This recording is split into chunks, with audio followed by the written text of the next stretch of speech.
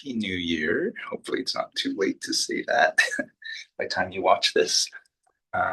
Let's just get started with 3 prostrations. And for any of you new to watching it, the intent of doing these prostrations is,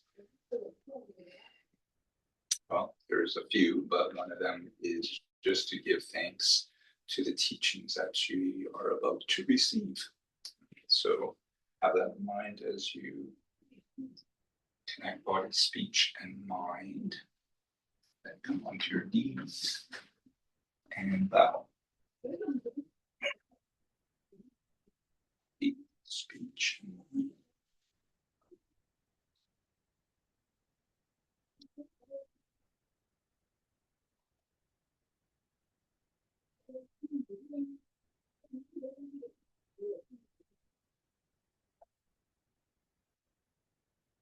So I'm going to look at this one page where all the prayers were on one sheet, but I can't find it now. So I will just hold it up and we will do the English today again, just in case there's someone new listening to this series.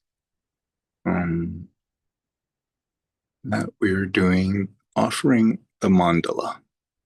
So you can just listen to me say it or read it out loud. And it goes, here's the great earth, filled with the smell of incense, covered with a bed of flowers. Great mountain, the 4 continents, wearing a jewel of the sun and the moon. In my mind, I make them a paradise of the Buddha and offer it to you. Idam Guru Ratnam Madlakam Niratayam. Then doing the refuge, taking refuge. This is what we're seeking protection in. And so we do it 3 times. And yeah, I think you can see that. I go for refuge to the Buddha, the Dharma, the Sangha. By the goodness of giving and the rest, may I reach enlightenment for the sake of every living being. I go for refuge to the Buddha, the Dharma, the Sangha. By the goodness of giving and the rest, may I reach enlightenment for the sake of every living being. I go for refuge to the Buddha, the Dharma, and the Sangha until I reach enlightenment. By the goodness of giving and the rest, may I reach enlightenment for the sake of every living being.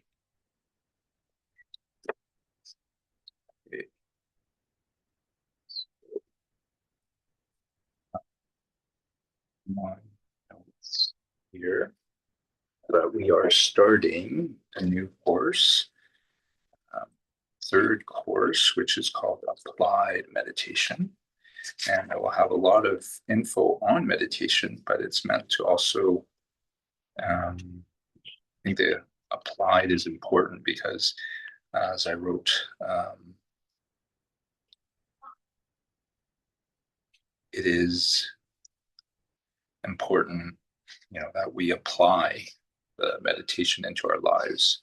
That meditation, as hopefully you'll hear say a few times, is really just a tool, just like a hammer. By itself, it can't do anything, but if you use it, it can really help do a lot of things. So this one's applied meditation, and it was nice as I was listening to the audio by Geshe Michael Roach. He was just sharing that compared to the last course, the 2nd course about taking refuge. This one's a little more practicey. There is more opportunity to practice what you learn. So I did it in the last few classes to start a class with a meditation. And so I thought the best way to just jump right into meditation is for you to experience it, which I know most of you already have. But the simple exercise I'm going to have you do is to just focus on your breath. And when you hear that, One option is just to feel your breath in your body. As you breathe in, feel your body expand. As you exhale, body tuck in. Or you can follow the sensation of breath through your nostrils. See if you can just choose one and come back to that focus whenever your mind wanders away. So we'll just do this for 5 minutes. And the part that I'm going to mention is that if and when your mind wanders away to something else, to guide it back.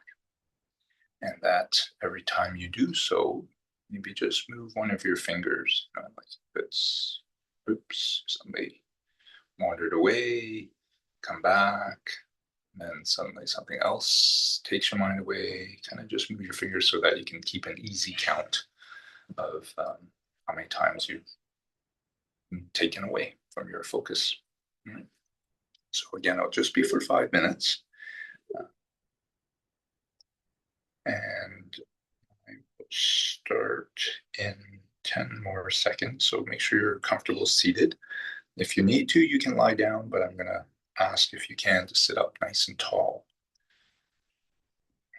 4, 3, 2, 1.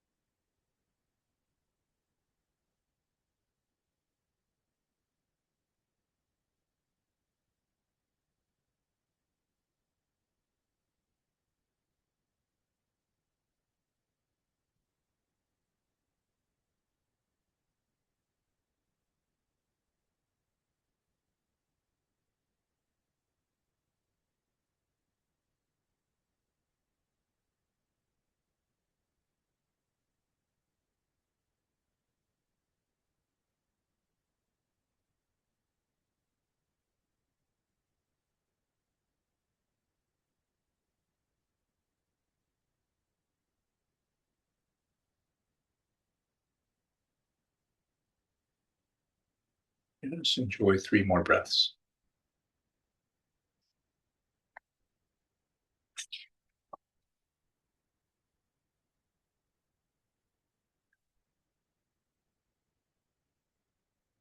Okay,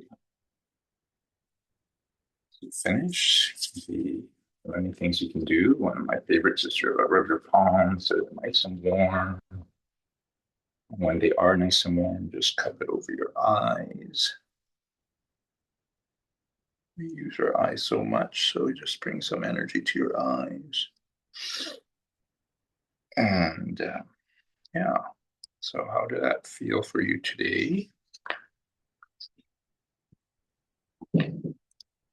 It could have been really distracted, could have been really difficult, could have seemed very long for 5 minutes, or it could have been on the other range, really peaceful, um,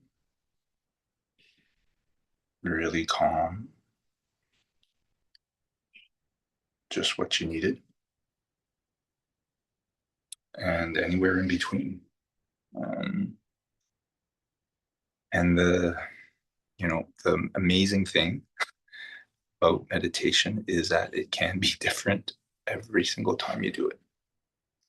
Um, he said one of the most common problems, I wouldn't say problem, obstacles with meditation is that we think we will improve. That we think, okay, I've been doing it now, whatever months or how many days in a row, you should get better. But it can depend on what you just ate, what you just happened this morning, what you are planning later today, stress level, um, how your body feels, like everything affects your mind. And when you sit still, all of that is what you suddenly observe. Think of like a snow globe, one of those glass globes with the little white things in it. And yeah, if you kept it on the table all day and never moved, everything would settle and you could see right through the snow globe filled with water. But if you carried it in your pocket throughout the day, sure, by the time you just put it down on the table for the first few minutes we just did, all those snowflakes would be kind of settling. Maybe the water would be swirling. Probably not still, unless you had just been doing nothing or being still for the previous bit of time. So yeah, that is what we are facing every time we sit. Yet, if you take a look at the benefits of meditation, I'm kind of adding this because the course goes right into the Buddhist benefits. But I mentioned in the previous course about this wonderful book I had picked up, the Dummies book on meditation, which explained um, meditation from a whole different variety of methodologies, and it starts with some general benefits, and they kind of range, I would say, from things that improve and things that reduced or reduce. So, for example, when they say physical benefits, it will say reducing your blood pressure, reducing chronic pain or your sense of it, improving your immune function, your heart health, sleep. Mentally and emotionally, it will say it reduces your stress and anxiety, can reduce depression. And what can it improve?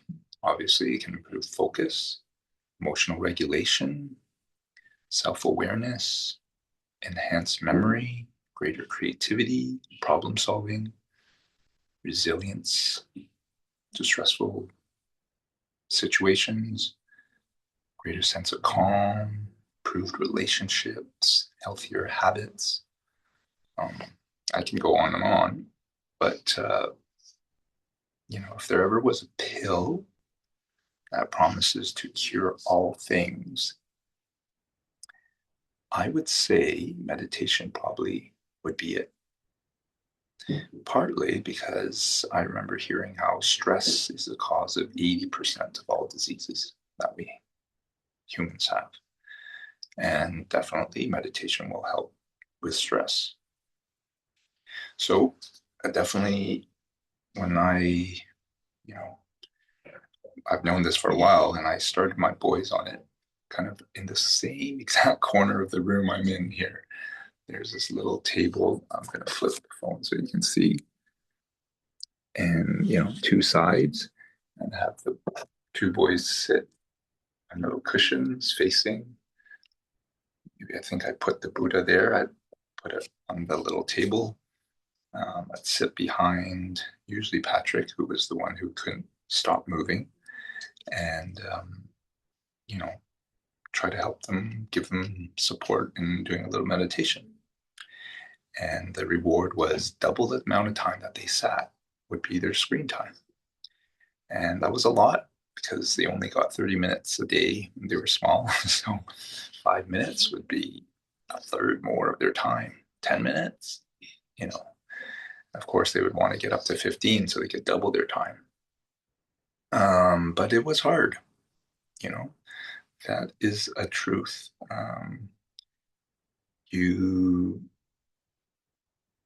Though I say seems like this magic pill with no side effects, no bad side effects.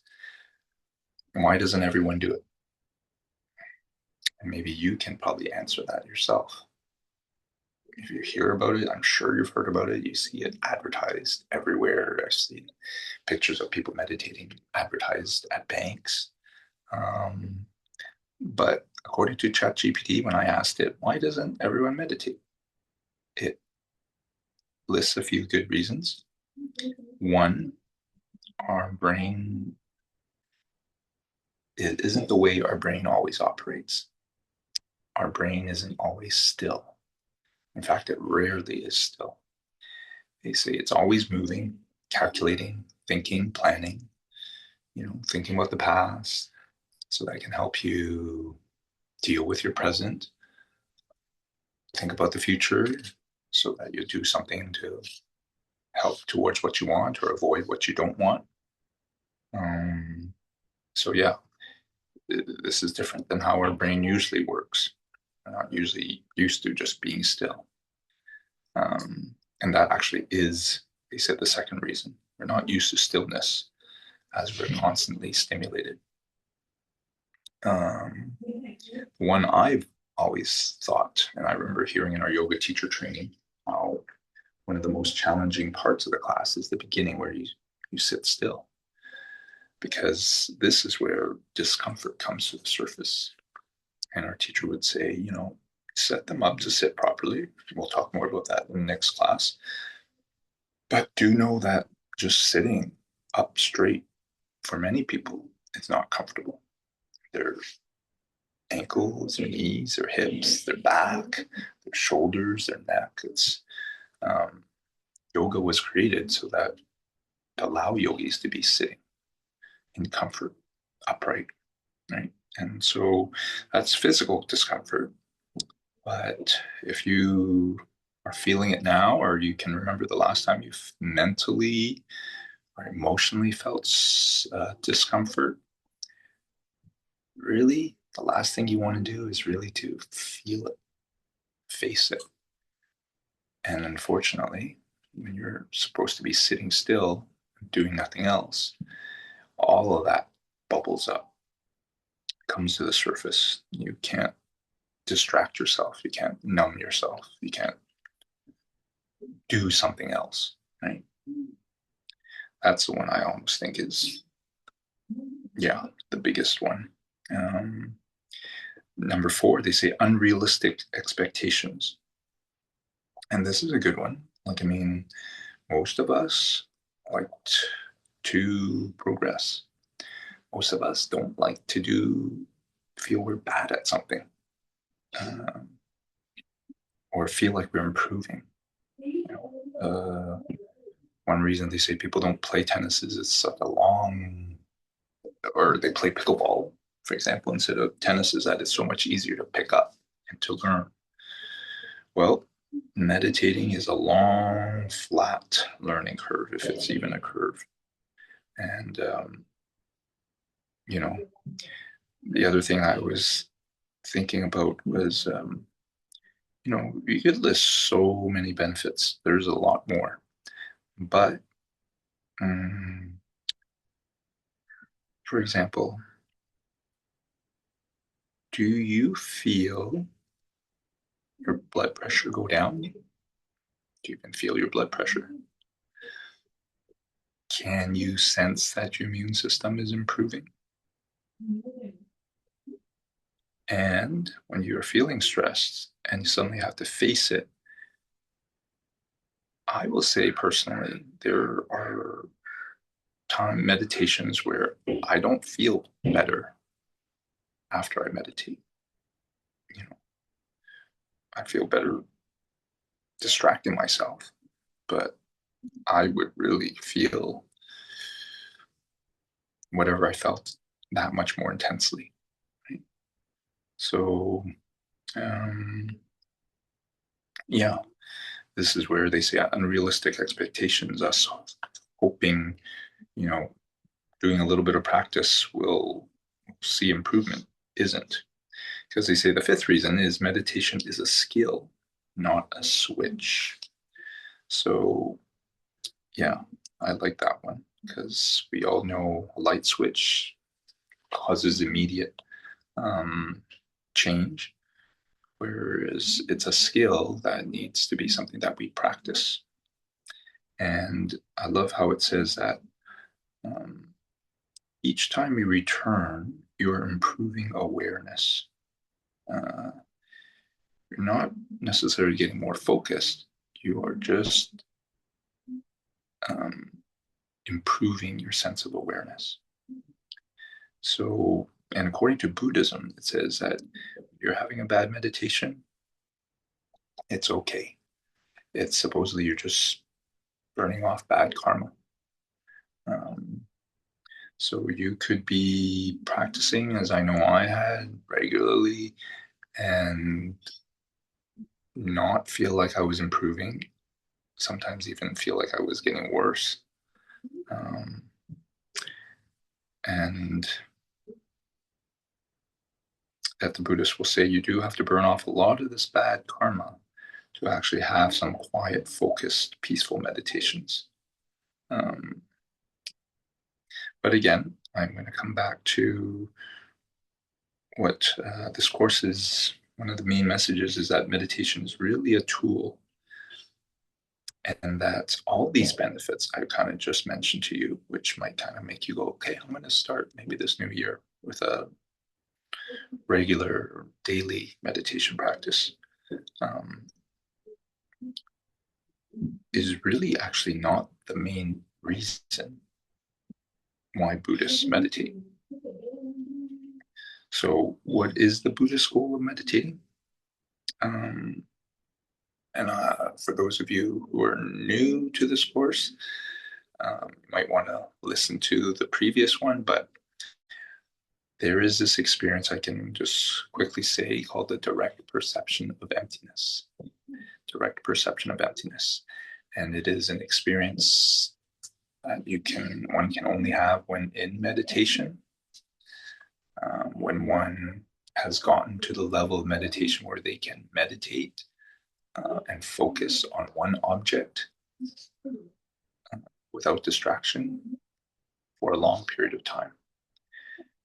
They will say like an hour, but that this direct perception of emptiness will allow you to really see how things actually exist in this world we live in. That, the reality that you see, a screen that you see of me, the phone that I'm seeing as this is being recorded, is really not objects outside of us, but that they are actually projections from our mind that come from our past karma. So, we talked about some proofs of that, and I'm not going to go into that now. But though intellectually it might make sense, for you to really experience it would be, I guess, the same as I've used the example of describing to someone what sex feels like. Until one has really experienced it, it's just an idea. Maybe a better one would be like saying you're traveling to some place that you've heard a lot about. Say, for example, Antarctica. You might hear about it, you might even watch the video, but you won't get the sense of it until you're there. And so this direct perception of emptiness gives you this real sense of this is how our reality is being created. And it is a vital step towards reaching enlightenment, being a Buddha. So this kind of maybe leads to why I meditated. And I've always felt a little, I guess I'd say, embarrassed that I didn't start earlier, because for yogis, meditation is probably the highest step out of 8 steps in being a yogi. You actually start with kind of vows, what to do, what not to do. There's pranayama, and then there is hatha yoga. Actually, hatha yoga is third, the yoga that we all like. But out of the 8 limbs, number 7 being concentration, the number 8 being meditation. Those are the 2, highest forms of yoga. And so, I learned this early on, obviously, definitely tried to practice it. But for the reasons I just mentioned, would feel that I never had a regular practice.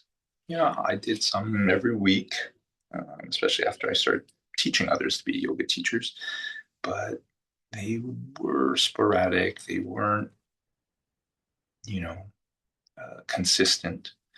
And it wasn't until I was taking this Buddhism and hearing about it over and over, it's direct perception of emptiness. And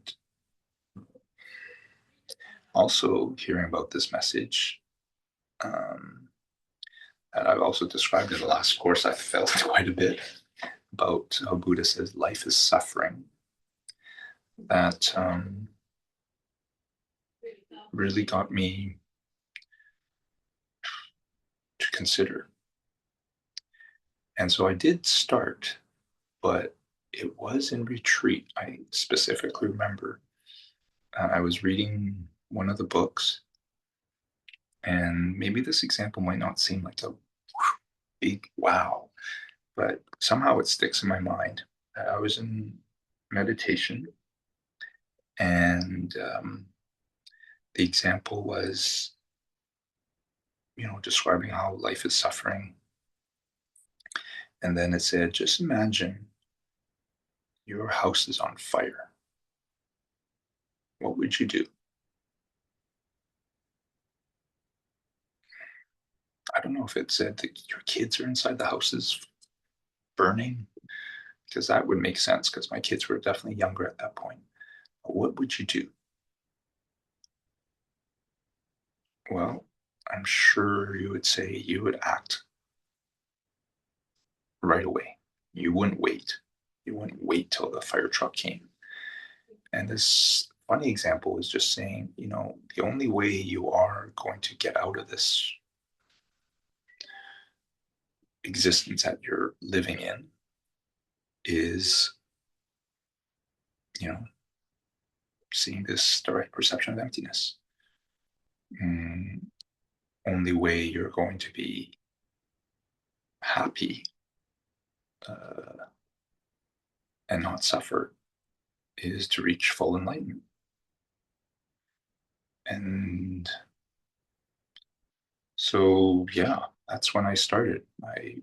It was, 10 years ago, an hour of meditation each day was more time than I definitely had. You know, kids were younger, the studios, there was maybe like four at that time. Um, yeah, I still remember just there was always a sense I didn't have enough time. You had to, wanted to do everything, um, do it well. Um, and so it probably was perfect for this to come at that time because I was thinking back. If you had asked me, I'm 52 now, or 28 years ago, or maybe 30 years ago, and told me that life is suffering, I don't know whether I would have believed it.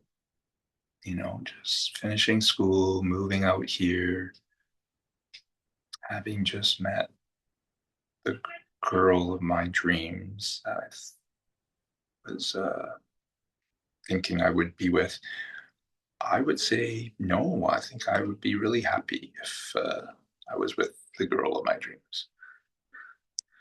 Of course, it didn't happen, and some of you know it, but it led me to um, taking yoga teacher training. You asked me that 5 years later, I was mid 20s, and say, "Whoa, life is suffering." I'll go, "No, no, no, no. I'm actually doing what I dreamed of. I'm actually running my own business and doing a business that I believe in and that I know helps people. So no, no, no. Yeah, I am feeling great."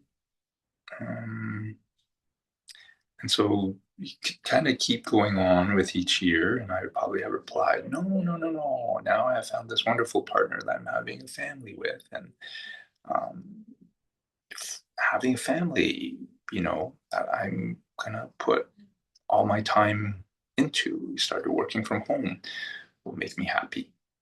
Um, and yeah, that happened. Or then you fast forward a little bit, and you know, maybe I would say, well, if the business was doing better and I had even more money, um, then life wouldn't be suffering. Well, that also happened, where I think my there was a year in my early 30s where the studio was doing so well, it was almost like I could have been retired. And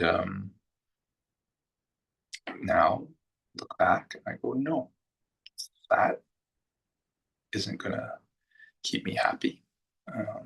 That changes.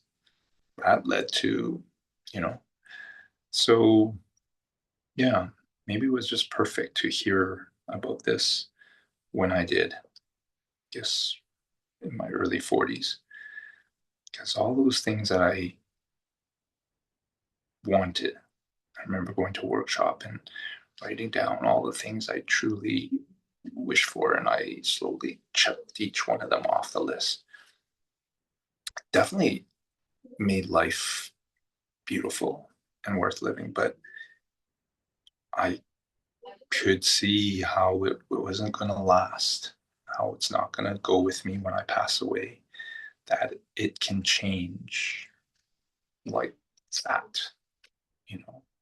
Um, Studio doing well to the studio not doing well to losing, as I said, $500,000 in investment, to having problems, with the kids, having to struggle with my partner at home, at work. Um, and though I always kept this, life is learning, you're going to, um, you can learn from your mistakes and you can change. And I did all that. I do have to admit, there life is suffering. There is, you don't feel good, or you get yelled at, or things are not going well. You can see it as the glass half full, um, but you have to be honest and say it sucks, and that, and though you can try everything I think I could think of to change things and control things and prevent things from going wrong, they do.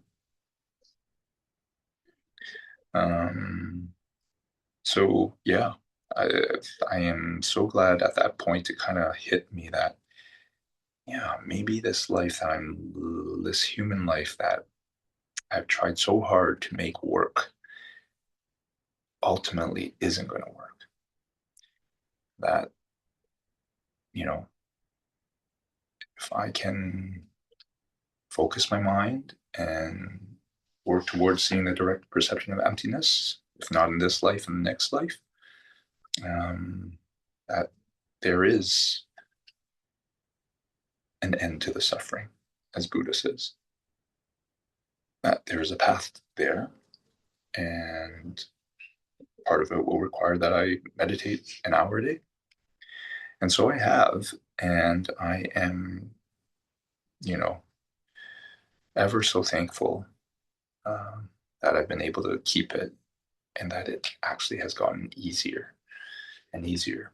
And that the same way, maybe for you, you can't go to bed without brushing your teeth. For some of you, without taking a shower that day. For me, it feels like if I don't meditate, I'm sure there have been 1 or 2 days that I haven't. But it is, after I use the bathroom when I get up, that's where this is the spot I sit at. With the little altar and the offering bowls, which I'll explain a little bit more about. There's the offering bowls and there's that little altar. This is where I sit for an hour every day, trying to get rid of the bad karma, and trying to accumulate the good karma that I do believe is helping me on this path. And this was something that also, I think, kept me on this path, that the teacher had said, well, even, devil's advocate, being a Buddha isn't true.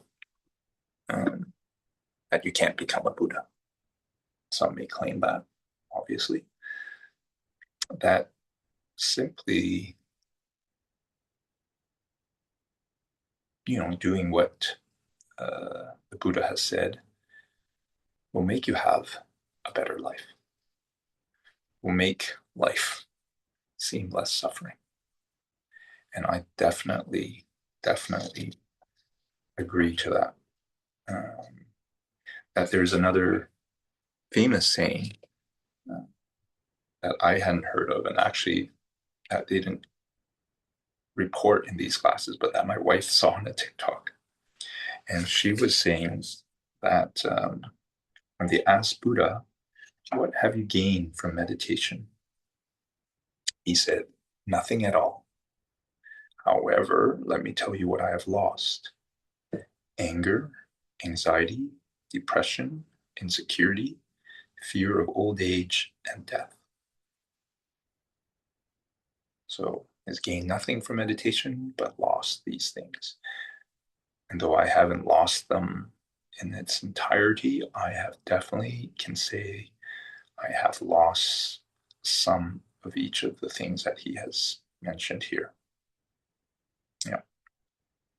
So I will go on to what some of the material in the course is.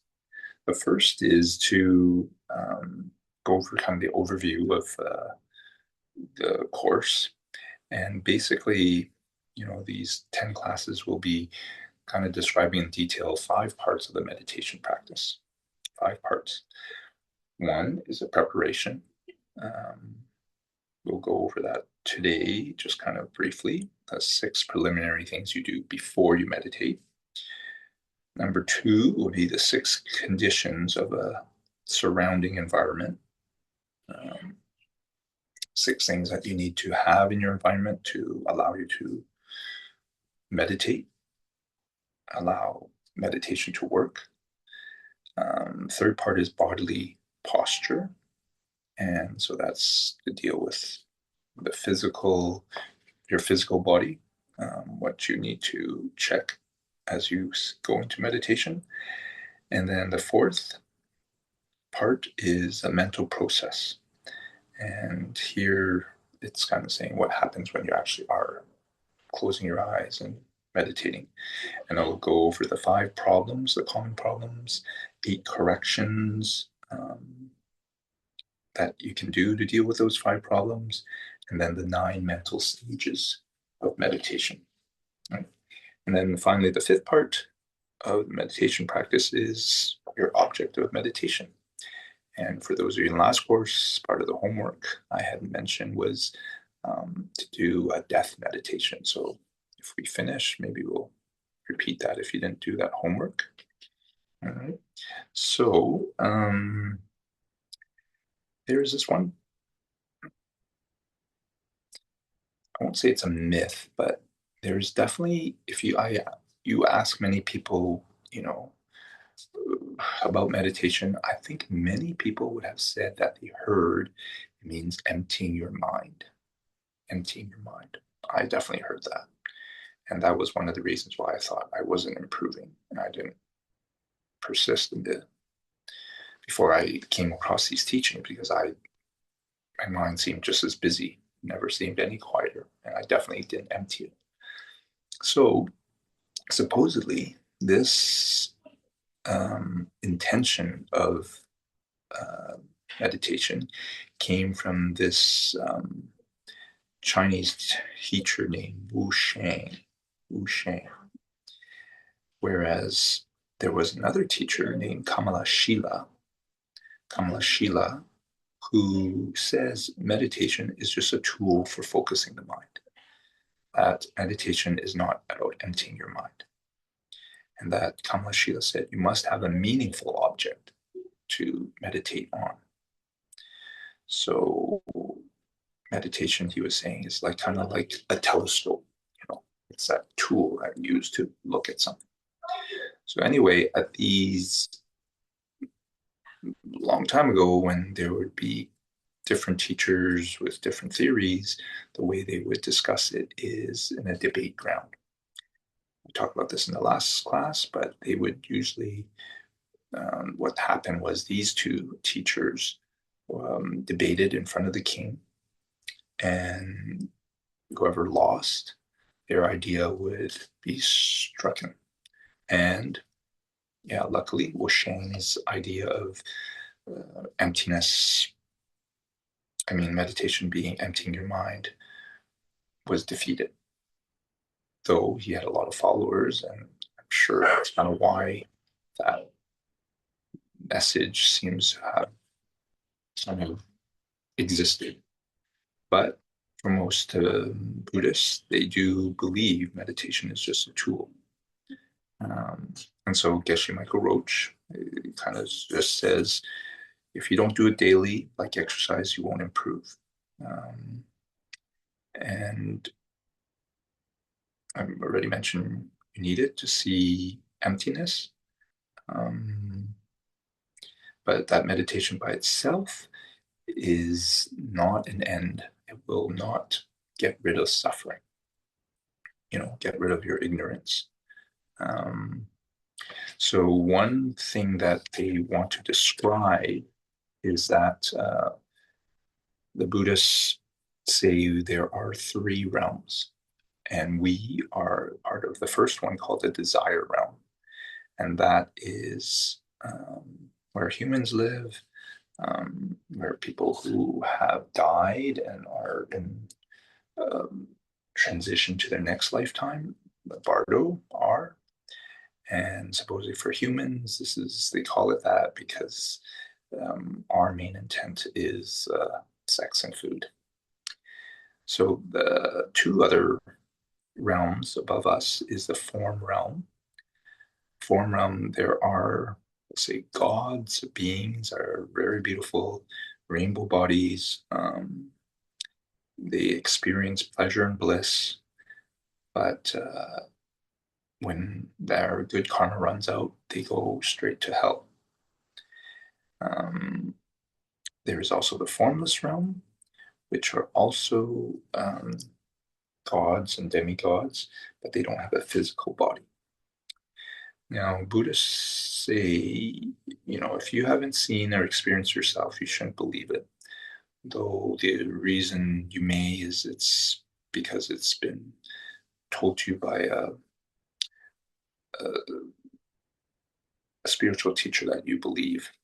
So these two last two realms, the form realm, the formless realm, which I would say for myself, I've never seen beings in them, are ones that we should only believe if we're believing that, Buddha was a legitimate spiritual teacher because he says they exist.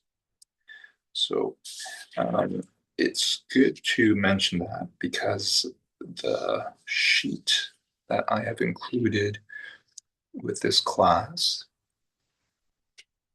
has some common types of meditation. There's many words for meditation. The same way you hear that the Inuit have many names for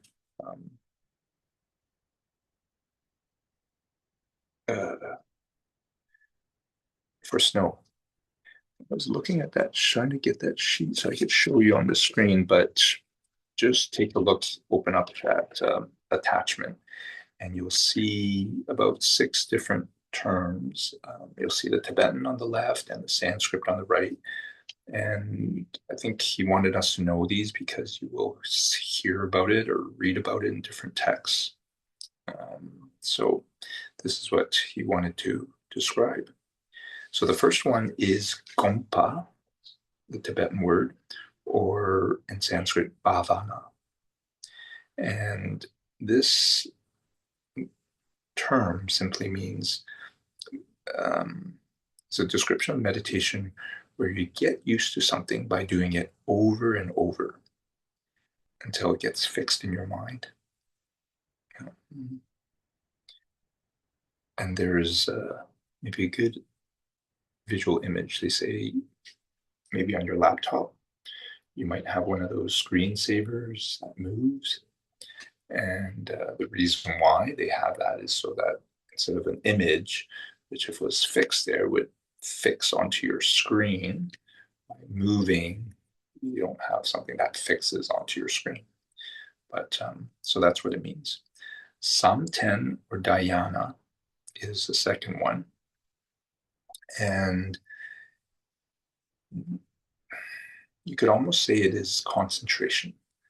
It is on the 8-limb path, step number 7 of 8. So before you really meditate, you actually need to concentrate. And when I said we're just doing a meditation, focusing on your breath, really would be like a concentration exercise. Now, some will just work on concentration, and they say some will do this really well.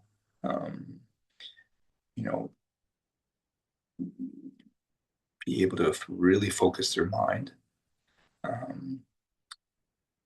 But if they simply do that without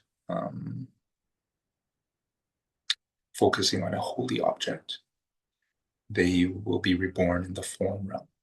So the realm above the desire realm. There'll be a god that can live in bliss and ecstasy in their next life. But once their good karma burns off, or will have to go back to hell.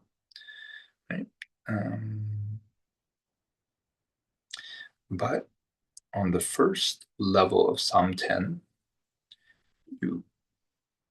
you can see the direct perception of emptiness. So Some where they might go into the form realm is where they might not have that intention. They'll say, like yogis, there are some who will just um, focus on an image of Vishnu, one of the gods, and so they might be reborn in the form realm, but not actually see the direct perception of emptiness. Okay, so the third one is Nyumjuk or Samapati.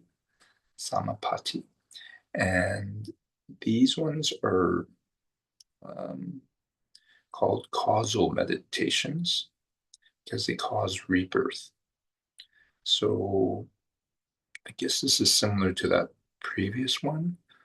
Meditations here will cause rebirth in the form realm. They said like Samten, or it could be rebirth in the formless realm, right? Even higher than that. And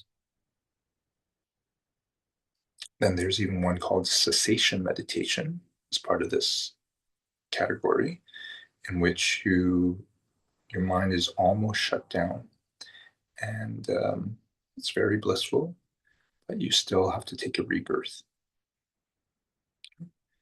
So the next two are ones that we may hear a little bit more of. Shine, it's spelled shine, or shamatha. Shamatha. Shine or shamatha in Sanskrit.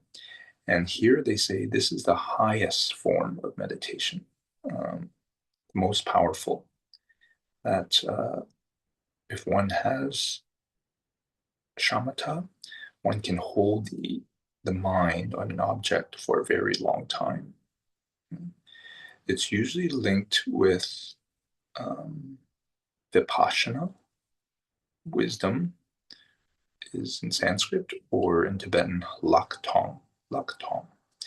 So this is what we are trying to do. They say if you have shamatha or shine, your focus is so powerful, they use a metaphor, it's kind of like a gun. That you don't, that if you can use it and focus it on wisdom, what we described in the last class is understanding emptiness, that if you focus it on that, that will definitely help you towards seeing the direct perception of emptiness. Yeah. And so the fifth one, Tingyen or Samadhi, is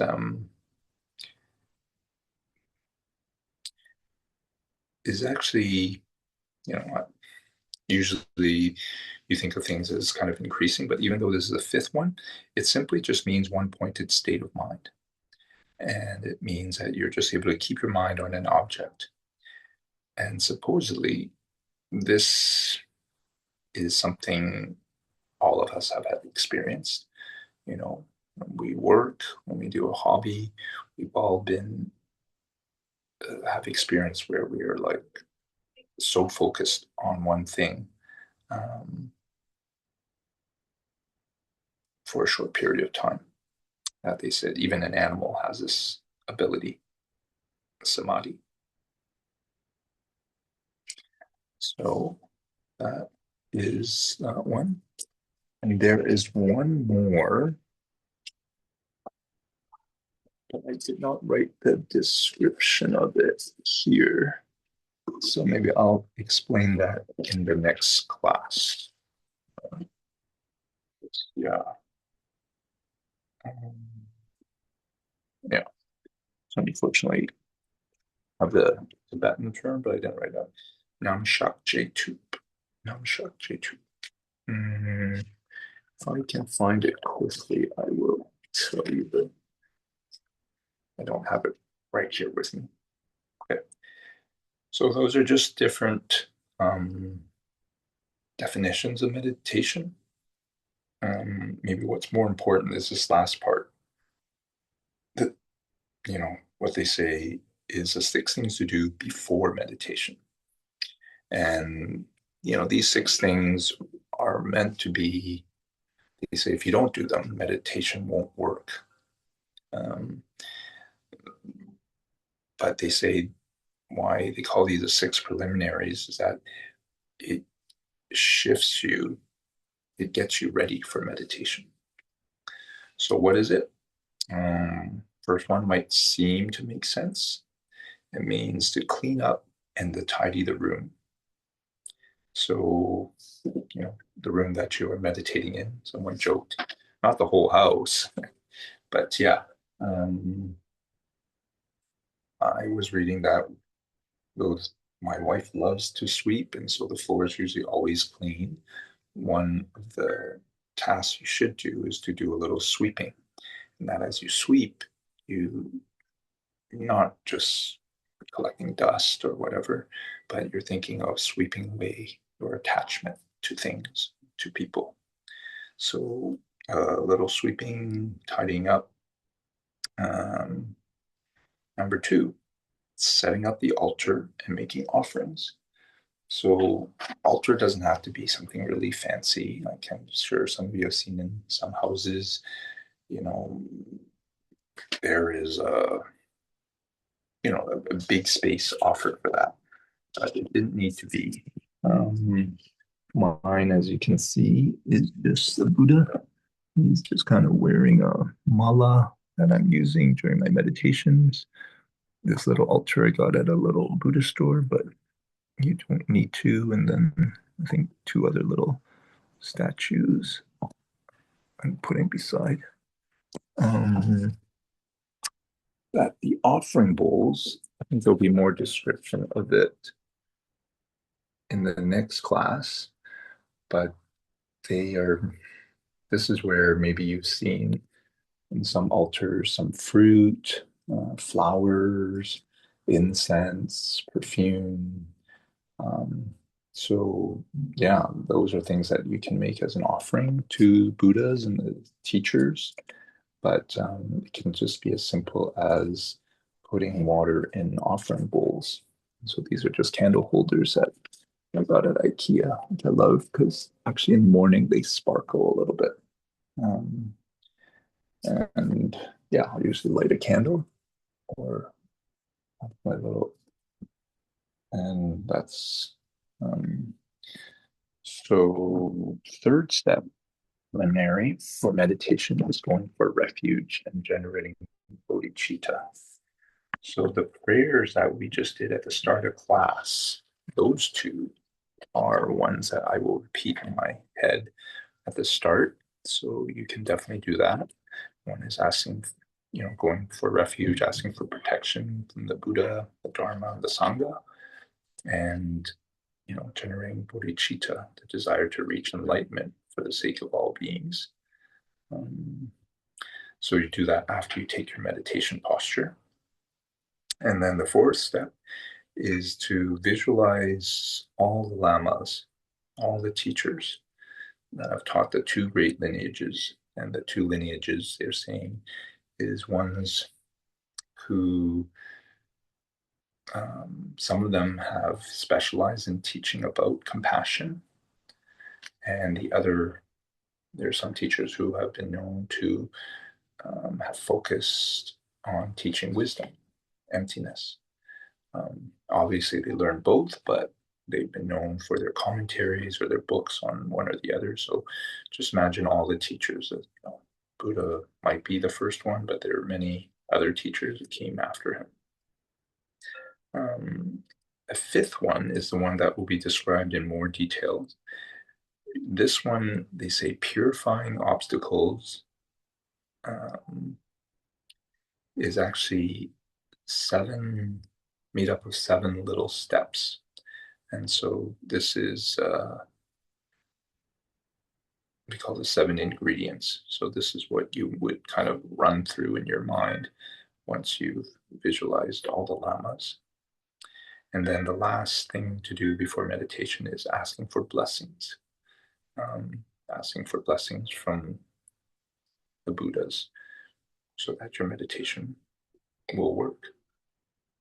And yeah, I think the example they said, if some of you really like coffee or tea, um, or whatever drink you really enjoy, you will agree that the preparation is important. So this is what you want to do if you want your meditation to help you. Right? So that's an hour. And yeah, besides that one type of meditation that covers everything that we're supposed to in this class. But as I mentioned, the meditation homework I had offered you was to meditate on death.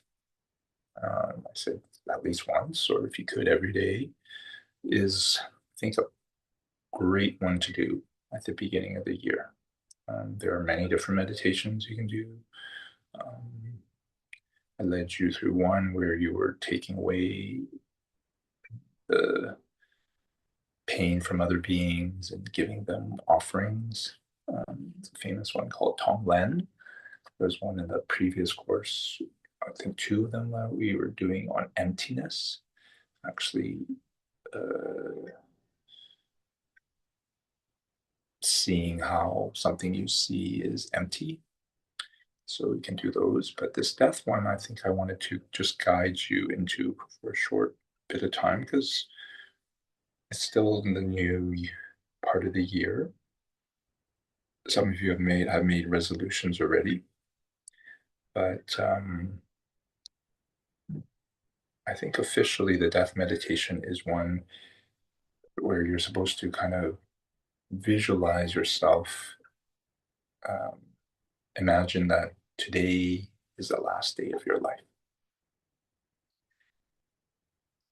And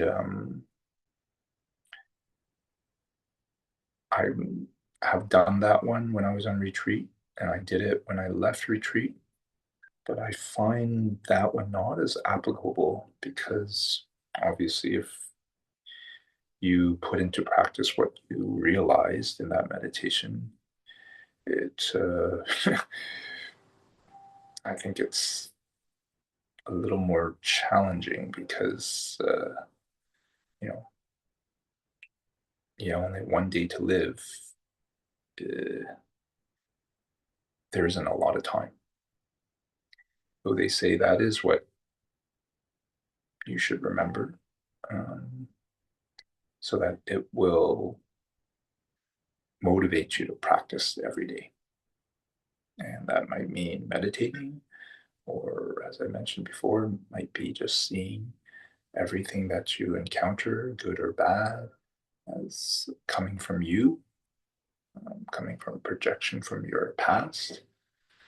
So that is the benefit of it. But I have gotten a lot from meditating on if I had 1 year to live, 1 year to live. So that's what I wanted to guide you into, or give you a short time to contemplate. And if I finish and you like more time, just with your hand, open your eyes and just press stop to video, and you can give yourself more time. But I won't give you too long, just to give you a chance to run it through. So, as a little preview of posture, I'll just guide you as you come into sitting. Do just today sit cross-legged. Maybe you have a foot in front you normally don't.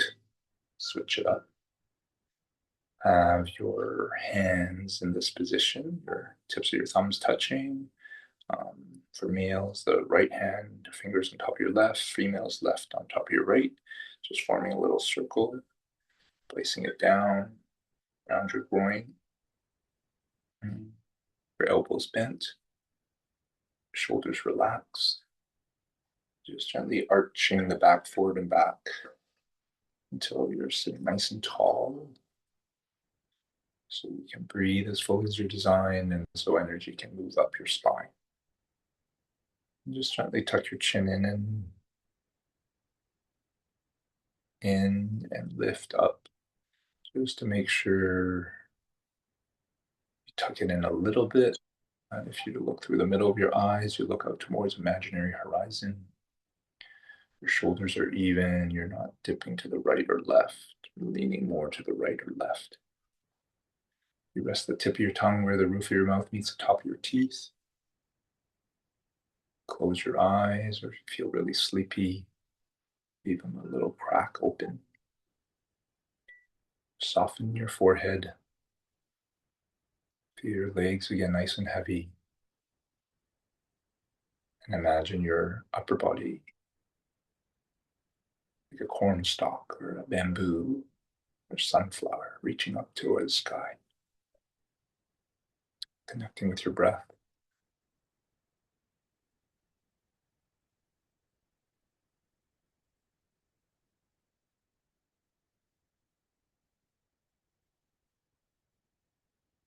Start with 10 breaths. Take 10 of those now.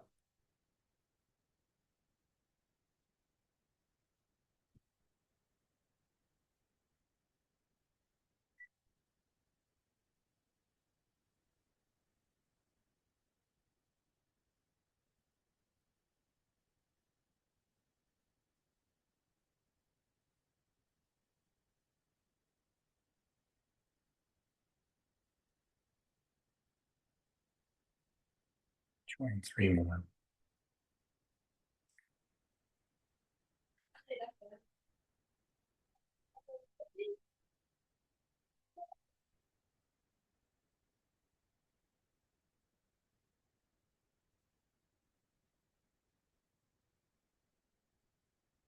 Then giving yourself some time to just reflect on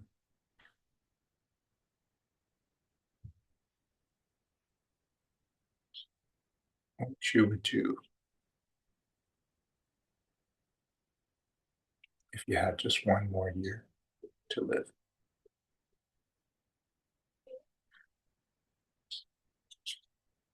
What would you continue doing that you are doing now already?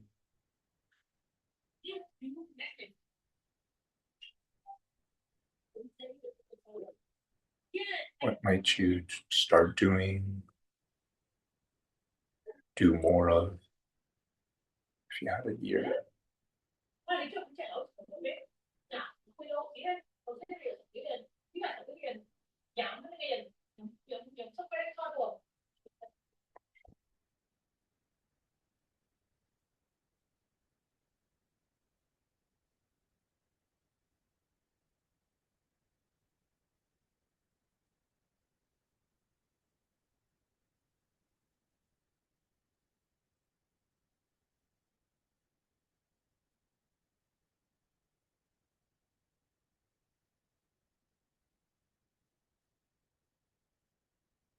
Basically consider what makes up most of your day, your hours, your work or your service.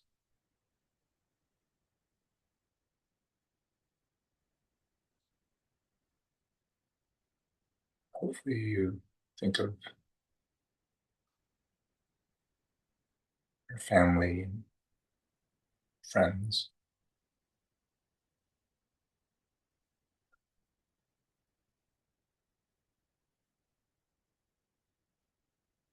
finances,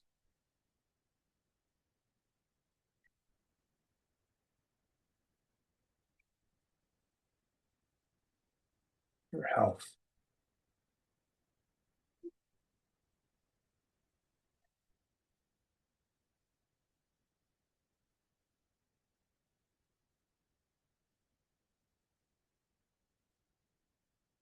your personal learning, development,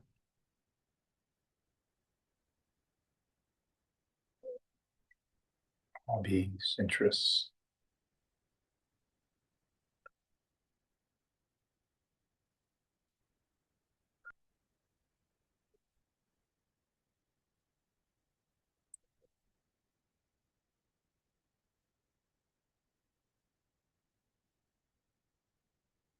Your weekly habits, your daily ones.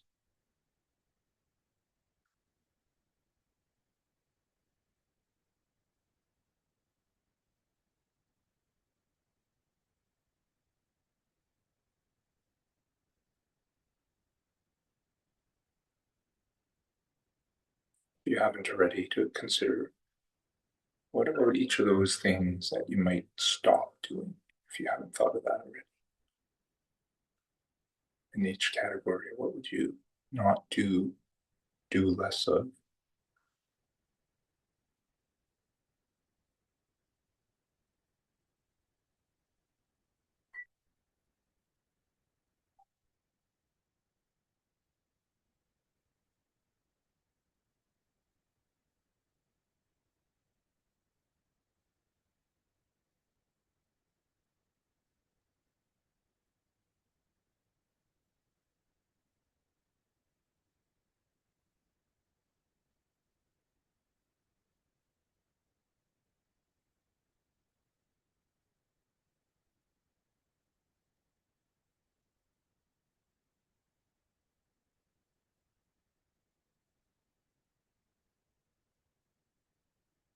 And if you need more time, just press pause to this recording.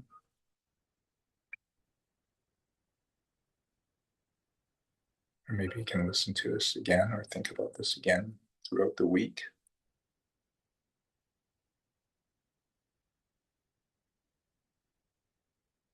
And if you do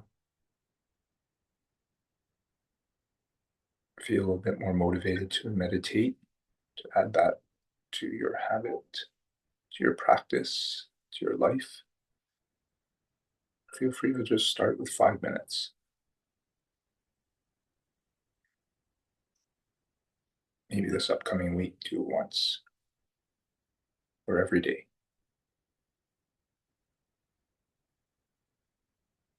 But better to do a little bit more regularly than a big chunk in just 1 or 2 sittings.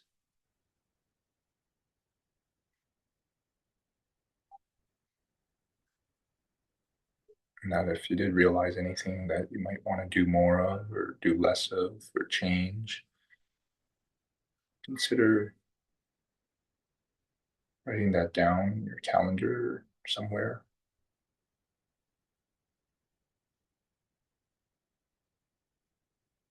But they do say if it scares you, maybe take a look into it because it might have something more to tell you about if you look into that.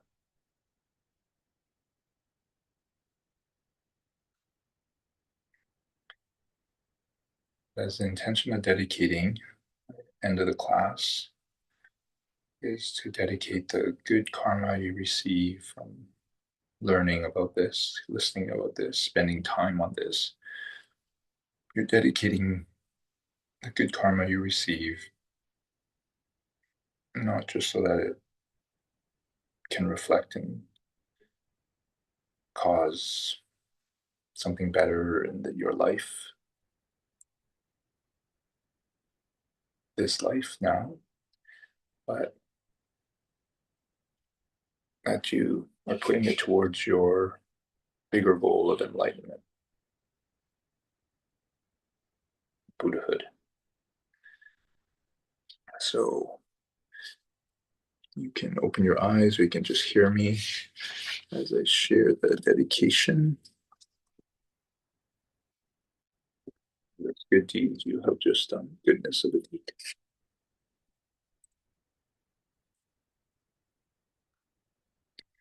By the goodness of what I've just done, may all beings reach enlightenment,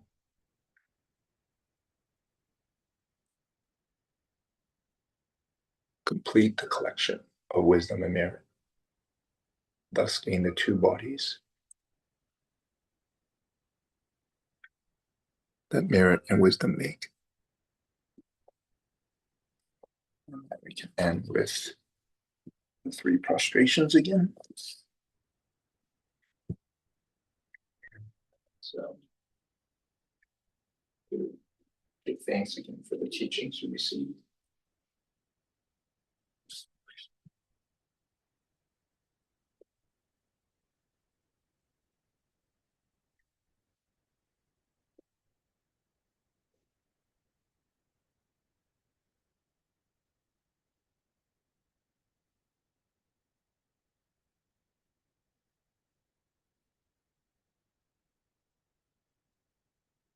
thank you so much again for watching. Let's look forward to seeing you next week.